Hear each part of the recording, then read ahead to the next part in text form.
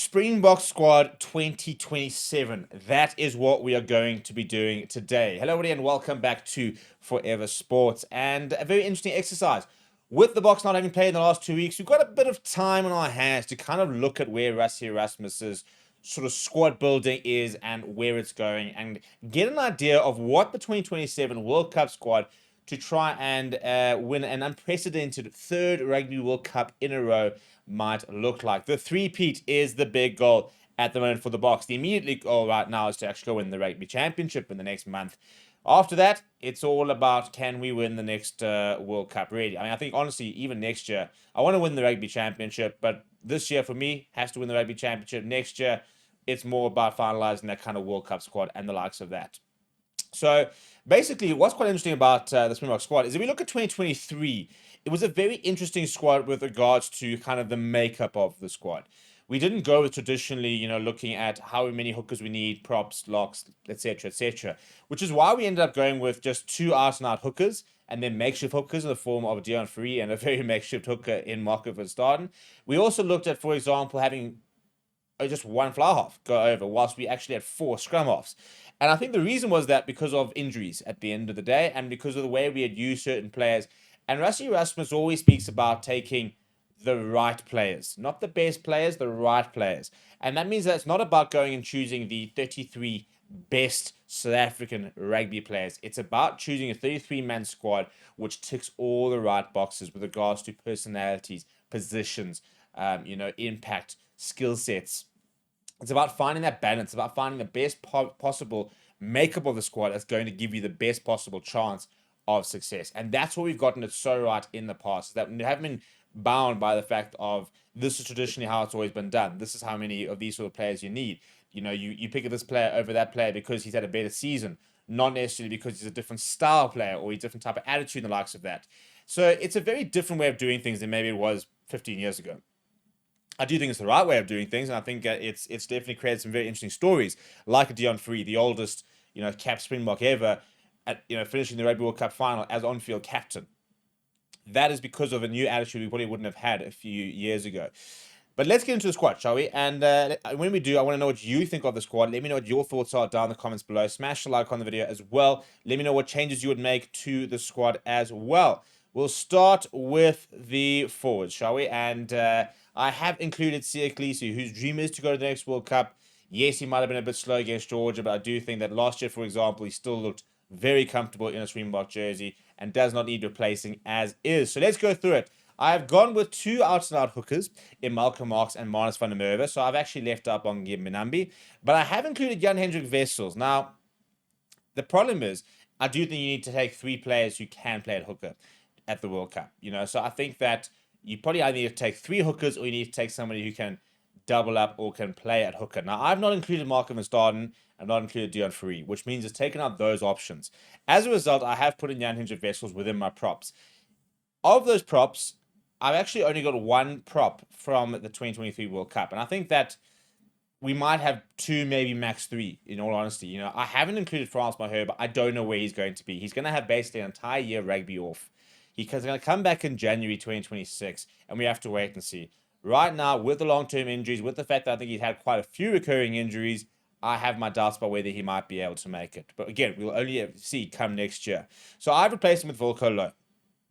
Vincent Koch is currently the oldest player in the Springbok squad alongside, I think, Kobus Reinach, and I don't think he's going to make the next World Cup. So I've taken him out. And I've taken Trevor Nyakani out. He's kind of already being phased out. And once again, also out for the year. So we've got quite a new selection of props, which maybe might be a bit of a worry, but I do think that we are looking to try and give a lot of these props a lot of game time. So I've included Gerard Steenekamp, who was, starting or coming off the bench for most big games before his injury. Wilco Louw, Jan-Hendrik Wessels, Oxenchair, and Asenate and Tlabakanye. If Frans Maher makes it, he goes ahead of Asenate and Tlabakanye. And you could also go with a Thomas du Toit ahead of the likes of an Asenate or even a Jan-Hendrik Wessels, who kind of becomes a bit of a swing prop over there. So that's probably a bit of an interesting call to make at the props. With regards to the locks, again, I kind of ummed and ahed. So I've left out Franco Bostert from the last World Cup, and I've left out Marvin Orie. I've brought back in Lourdes Diaga. At this stage, I've retained Jean Klein, and I've included Ruan Nokia as well. You have to take Ruan Nokia for me. I personally think you could probably go with one lock fewer, with Peter Steph the Tory covering that position. You could then add an extra prop, for example. You could add an extra hooker. You could actually add an extra loose forward. That gives you a bit of license. I do think that you would probably keep it about 18, 19 forwards, and I'll go with 15 backs. So I do think that Giant Lane, 31 years old, nice age profile, very unlucky with injuries. But if he gets back to the way he was playing going into the 2023 World Cup, as he is, going into the 2027 World Cup, then I'd be happy to take him. So those are kind of where I'm at with the locks. Luat Diago and for me versus Franco Mostert is a bit of a straight shootout right now. Ruben Nokia has to go. Even a couple of question marks, but Eben Etzebeth maybe not looking at his absolute best, but I think he'll be absolutely fine. And I see him being a big part of the 2027 World Cup. When it comes to loose forwards, so the replacements I've made, I brought in Albert Lowe, he's currently injured. I think last year was really impressive, and I think that he is in the World Cup plans. And I brought in Cameron Hanekom as well, in place of Dwayne Vermeulen, and I've left out Mark van Staden. Those are the changes I made within the flanks. Kolisi, at this stage, I think is on track to make the next World Cup. If he doesn't, then it gets interesting. You've got Mark van Staden, who's the natural replacement. They want to look at a player like a Renzo Duplessis. You could then play Cameron Hanekom in the number 6 jersey, Kwagga Smith in the number 6 jersey. You could bring in a Vincent Tuka. You could keep in a Kubus Visa, for example. But I think that's kind of where I'm at with the forwards. I mean, Jasper Visa goes. I don't see why Kwagga Smith doesn't go. Somebody keeps talking about the fact he's too old. He's one of the younger players, actually, in and around some of the players in the older profile. He'll be less than 35 when he goes to the next World Cup, which is absolutely fine. So those are sort of my forwards. When it comes to my backs, I've gone with 3 scrum halves. Maybe controversially, I've left out Kobus Reinach, who's in the current squad. I've gone with Faf de Klerk. I think he gets to the next World Cup. I think he's so important to the way we play, and I think he has to be there. Grant Williams, for me, could be the next big thing in scrum halves around the world. I think he's up there with an Anton DuPont, a Cam Roygaard, Jamison Gibson Park as one of the top scrum halves in world rugby.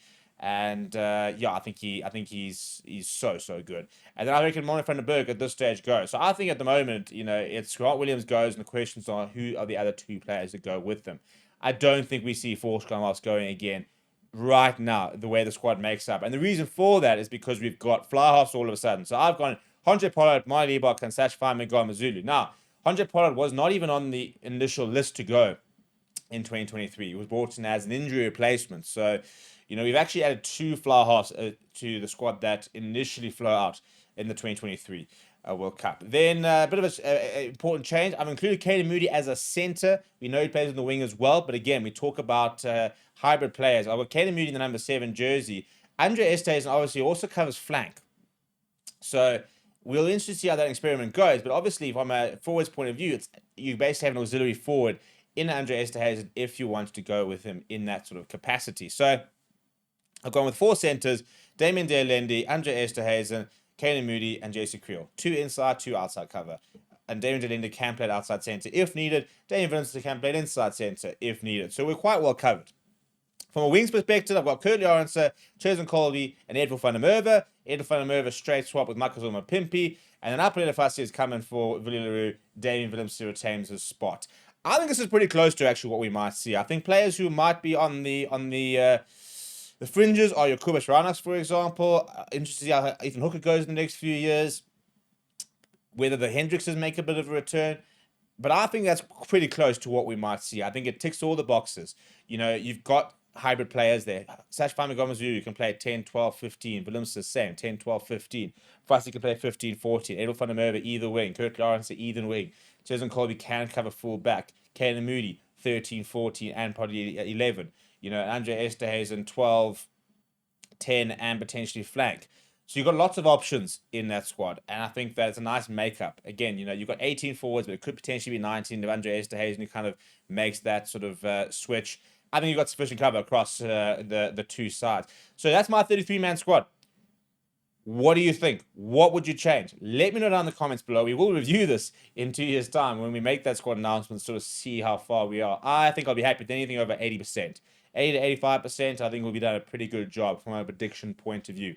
Because plenty can change. There could be injuries. This is assuming everybody is fit, by the way, which is a big assumption. I mean, as I said, Andre Pollard did not get on the plane, to go to the World Cup, was flew in later. Luat Diago did not feature at all at the last World Cup due to injury. So lots can still change between now and then. So what do you think? Let me know. Smash like on the video. Subscribe to the channel as well. Thank you very much for watching. My name is Steve, and I'll chat to you soon.